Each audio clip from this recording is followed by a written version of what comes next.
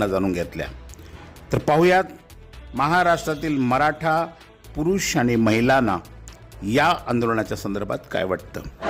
आम्ही आहोत आज जालना जिल्ह्यातील अंबड तालुक्यातील अंतरवाली सराटी येथे मनोज दादा जरांगे यांच्या पेंडॉलमध्ये दादांच्या उपोषणाचा आजचा 6वा दिवस आहे आणि त्यांचं या निमित्तानं भाषण ऐकायला आज इथे हजारोच्या संख्येमध्ये मराठा समाजातल्या बंधू भगिनी जमलेल्या आहेत। आपण या भगिनींच्या नेमक्या काय भावना आहेत त्या जाणून घेऊया।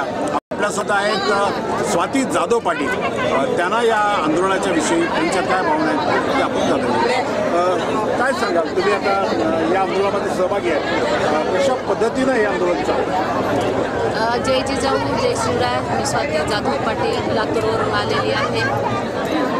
हे आंदोलन आपण पाहता गेली 13 महिन्यापासून आंदोलन या ठिकाणी सुरुवात आहे आणि आत्तापर्यंत आंदोलन खूप झाले। हे 6वं आंदोलन दादांचं आहे। कडक आमरण उपोषण आहे। खरं तर आजचा 6वा दिवस म्हणायला काही हरकत नाही।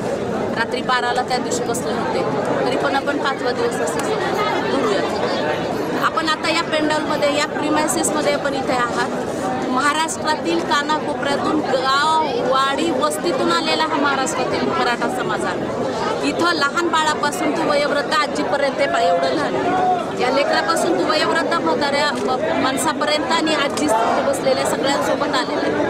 हे कशासाठी आलेले तर मराठा संघर्ष होता। मनोज दादा